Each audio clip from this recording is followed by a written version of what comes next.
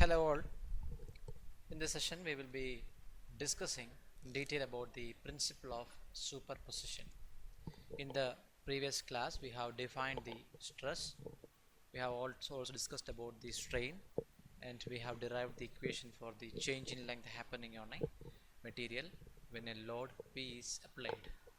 Now in this class we will be discussing on how the deformation is going to happen on materials or components with different cross sections, and then we will move on to the principle of superposition. Now let us consider a component with varying cross sections. If you look here, you can see that this is called as a stepped bar. So the cross section can be considered as a circular one or a rectangular one. Anyway, the cross sectional area is A1, A2 and A3. Here the cross sectional area changes. So we are supposed to find out what is the net deformation happened on this particular body when it is acted upon by a force P. That is the question right in front of us.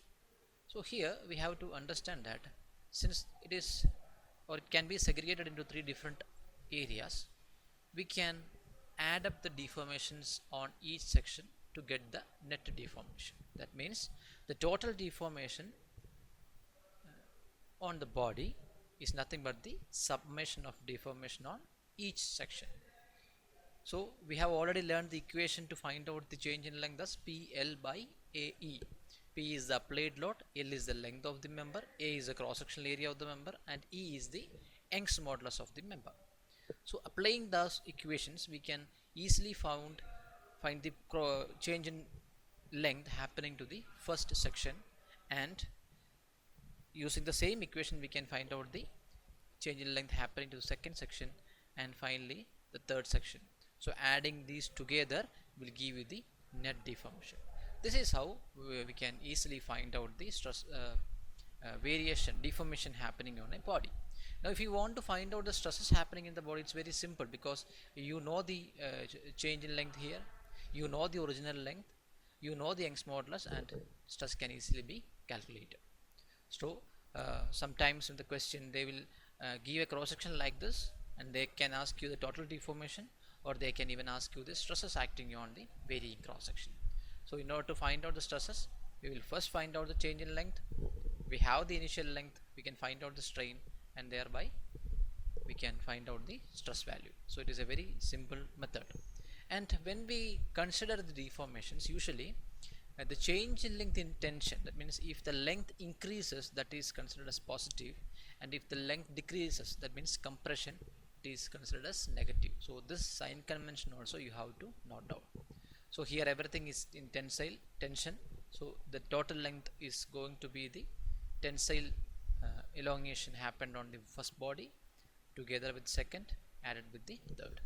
This is how we are going to find out the deformation as well as stresses acting on a body with varying cross section, or it can be stated that stresses and deformation happening on a body with a stepped variation.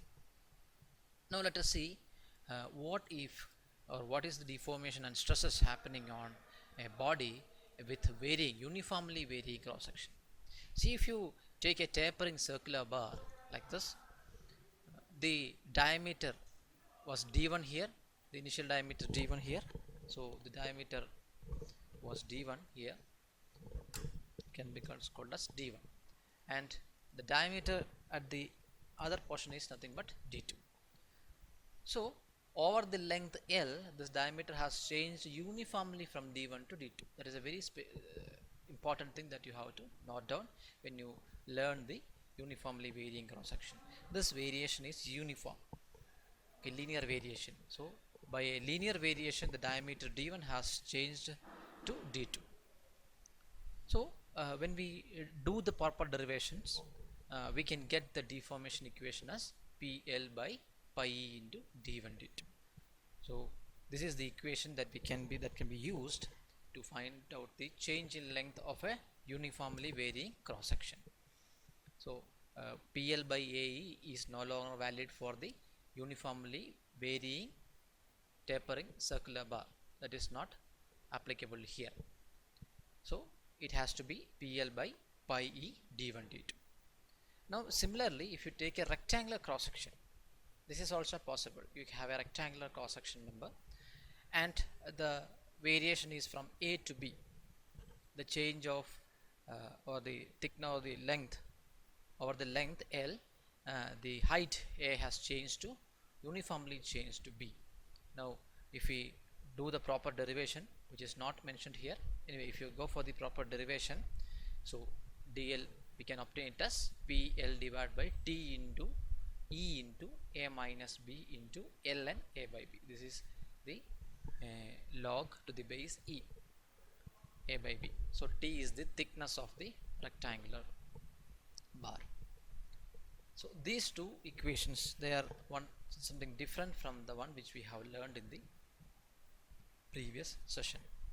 So if you have a constant area throughout, then you can use the conventional equation as PL by AE. But if the area is varying continuously, if it is a circular cross section, you are supposed to use this equation, and if it is a rectangular cross section, then you are supposed to use this equation. So this is a very important thing that you should learn along with the deformation of a normal or a normal cross section body. Now moving forward, we have to, if you have interested all these things, let us discuss about the principle of superposition. So in the previous question you might have noticed, so even though the area was different, the load was constant. If you look at the equation also, the load was P, there was no P1, P2, P3, nothing was there. This material can be different or it can be the same. If it is same, Young's modulus E will also be same. If it is having different E, then you have to use E1, E2, E3. So moving forward to discuss about the principle of superposition, see, you can see a big change here when you compare with the previous diagram. If you look here, you can see that here the length is different, the cross-sectional area is different, and the load is also different. The length is not mentioned here, let us write it down here. The length is nothing but L1, and it will be here, and here the length is going to be L2, and here the length is going to be L3. So these are the three lengths. So here everything changes because we have got 4 different loads. It can be 4 or more, or even 3 or 5 or 6, any number of load, but it is not a single load. The cross-sectional area changes, the length changes, everything changes. And what they have asked us to find out the total deformation and the stresses in each member. So in order to find out the total deformation, if you use the conventional equation as PL by AE, then the question comes, or if you use this equation for the tapering cross section or this equation for the uniform cross section, then the question is what should be the value of P that we have to select, because we have in that particular question we have got 4 different load given. So now the question is which load we have to take. We have already learned that the equilibrium equation should be satisfied for all the problems that we solve under or we consider under the mechanics of solids. So here also all the 3 sessions should be in static equilibrium. That is the fundamental rule that we are going to apply here to find out the solution. So what we can do is, if this particular system has to satisfy the equilibrium, then the net force along the x direction should be 0, because there is no load in the y direction. So obviously summation of Fy is already 0. So here we are going to sum up the forces in the x direction. That's a very fundamental thing that you should keep in your mind, because this will help you to calculate an unknown load among these 4. Suppose you have given 3 different loads and the 4th one is absent. By using this principle or fundamental law, we can find out the unknown value that is given right below here. So if you look here, let us consider that the load P1 is 60 kilonewton, P2 is 100 kilonewton, and P3 is 70 kilonewton, and P4 is unknown. Now P4 is unknown. So we have to find out the value of P4. What is the value of P4? That is the question. So we will apply the equilibrium equation. We will add up the forces in the x direction. So when you add up the forces in the x direction, definitely you have to select a sign convention. Here I have taken as the positive, as the forces acting in the positive x direction, and the forces are negative which are acting in the negative x direction. So P2 and P4 are acting in the positive x direction, so they have given the positive signs, and P1 and P3 are acting in the negative x direction, so they are given the negative value. So after solving this particular equation, we are going to obtain the value of P4 as, we are going to obtain the value of P4 as how much? 30 kilonewton. This is the value we are going to obtain. So by using this simple principle, we can find out the unknown forces among the four. Because if two forces are unknown, then we cannot do that, because we have only one equilibrium to find out the unknowns. So definitely we can find only one unknown. So this is a simple method of finding the unknown force. Now the question is, how can we find out the deformation and thereafter the stresses in each cross section?